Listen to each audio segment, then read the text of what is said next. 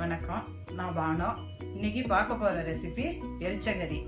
அதாவது சங்கராந்தி அன்னைக்கு எரிச்சகரி பண்ணி சூரியனுக்கு நைவேத்தியம் பண்ணுறது நம்மளோட பண்பாடு. அதை எரிச்சகரியை எப்படி பண்ணுறதுங்கிறத இப்போ பார்ப்போம். கருமாப்படி கறி எரிச்சகரி பண்ணுறதுக்கு தேவையான கறிகாய்கள் 7 வெரைட்டிஸ் கறிகாய் எடுத்துட்டுருக்கேன். வாழைக்காய், கத்திரிக்காய், அவரைக்காய், சக்கரவள்ளி கிழங்கு, பூசணிக்காய், பரங்கிக்காய், சேப்பங்கிழங்கு.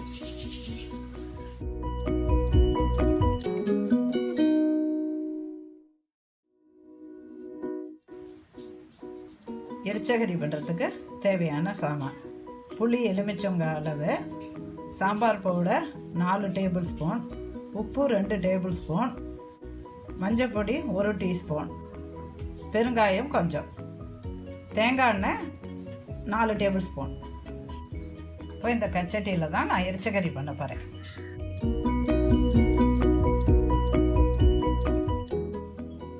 காயெல்லாம் வேக வச்சுட்டாச்சு. இப்போ கறி பண்ணுவோம். எரிச்சகரி எப்படி பண்ணுறதுங்கிறத பார்ப்போம். Stove on. இப்போ 1/2 லிட்டர் புளிஜலம் எடுத்துட்டுருக்கேன்.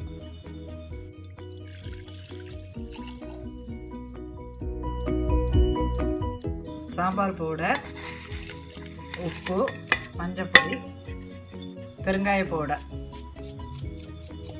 மிக்ஸ் பண்ணியாச்சு. இதை கலரணும். இதை நல்லா கொதிக்கணும். சாம்பார் பவுடர் வாசனை போகணும். இதால் தான் எரிச்சகரியை கலர்றது. எப்படி கொதிக்கிறது பார்த்தீங்களா? செம ஸ்மெல் நல்லா இருக்கு. இப்போ சாம்பார் பொடி வாசனை போயிடுத்து. இப்போ இதுலேருந்து 2 கரண்டி எடுத்து ஒரு பாத்திரத்தில் விட்டுக்கிறது. இதுக்கு இப்போ பருப்பு ஜலம் விட்டா இது இப்போ ரசம்.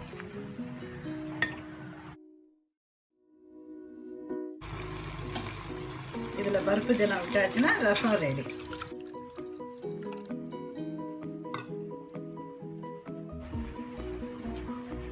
கருவேப்பிலை, கொத்தமல்லி, அந்த பருப்பை ஆட் பண்ணிடணும். வேக வச்ச பருப்பை இதில் போட்டுருணும்.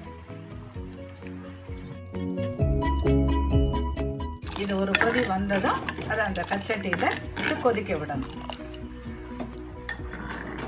இப்போ இது நல்லா கொதிச்சுட்டு இதை இந்த கச்சட்டியில் விடணும். இந்த எரிச்சகரி பண்ணுற கச்சட்டியில் இதை விட்டுருவோம்.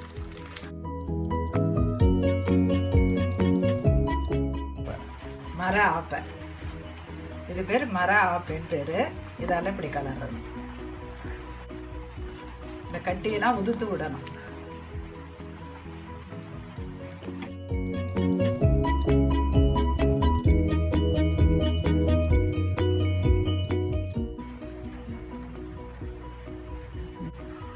இந்த வெள்ளை பீஸையும் அதில் ஆட் பண்ணணும்.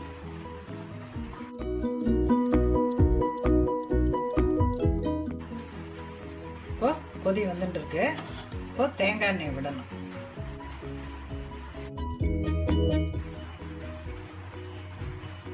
இதில் சேப்பங்கிழங்கு, அவரைக்காய், வாழைக்காய் எல்லா கறிகாயும் சேர்ந்து இருக்கிறதுனால இதுக்கு பேர் எரிச்சகரின்னு பேர்.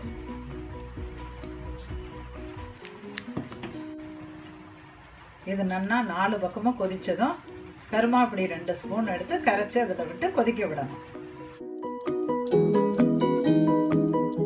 4 ஸ்பூன் கருமாப்படி எடுத்துட்டுருக்கேன். இதை தண்ணியை விட்டு கரைச்சி அதில் விட போகிறேன்.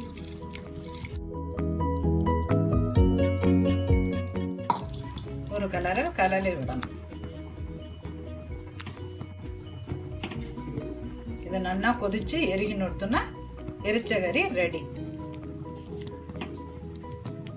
எப்படி இருக்கும்? இப்போ கருவேப்பிலையை ஆட் பண்ணுறேன்.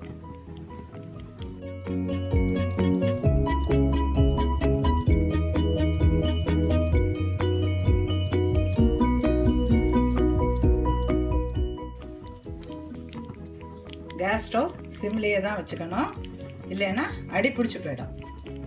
அடிக்கடி கிளறி விட்டுட்டே இருக்கணும். இதுக்கு நீங்கள் தேங்காயை கூட பல்லு பல்லாக நறுக்கி தேங்காய் எண்ணெயில் வதக்கிட்டு நல்லா செவக்க வறுத்துட்டு கூட போடலாம். எங்கள் இடத்துல வயசானவா இருக்கிறதுனால நான் அது போடலை. இப்போ எல்லா பக்கமும் நல்லா கொதிச்சுடுத்து, அதனால் இப்போ ஸ்டவ்வை ஆஃப் பண்ணிடலாம். இதை சூட்டோடு மூடக்கூடாது.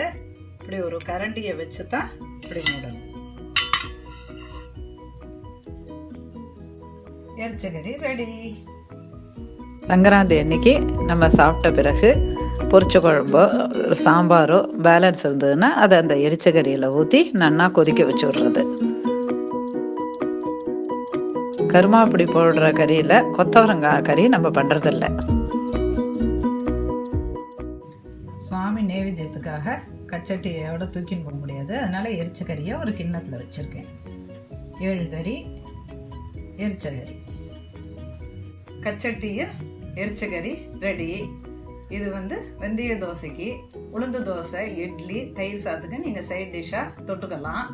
எல்லாத்தையும் விட வெந்தய தோசைக்கு தான் ரொம்ப டாப்பாக இருக்கும். சங்கராந்தி பூஜைக்கு இதுமாரி நீங்களும் ட்ரை பண்ணி சாமிக்கு நைவேத்தியம் பண்ணுங்க. ஹாப்பி பொங்கல். சங்கராந்தி கழிச்ச மறுநாள் மாட்டு பொங்கல்னு பேர். அன்றைக்கி விடிகாலம்புற கண்ணுப்பொடி வைக்கிறது. இந்த கண்ணுப்பொடி வைக்கிறதுக்கு மஞ்சள் இலையில் வாழைப்பழம் முன்னாடி வைக்கணும். அப்புறம் சக்கரை பொங்கல், அப்புறம் தயிர் சாதம். தயிர் சாதத்துக்கு மேலே இந்த எரிச்சகரியை வச்சு முடிக்கணும். அப்புறம் வாழைப்பழம், வெத்தலைப்பாக்கு, தேங்காய் எல்லாத்தையும் வச்சு கணுக்கு நைவேத்தியம் பண்ணணும். இது பிறந்தாத்து மனுஷாலாம் நன்னா இருக்கணுங்கிறதுக்காக இது பிரார்த்தனை பண்ணிட்டு கண்ணுப்பொடி வைக்கிறது. கண்ணுப்பொடி வச்ச பிறகு புக்காவோங்க பிறந்தான் தழிய காக்காயம் குருவியும் கண்ணுப்பழம் சாப்பிட்டு நல்லபடியாக வைக்கிறதுன்னு சுவாமிக்கு நைவேத்தியம் பண்ணுறது.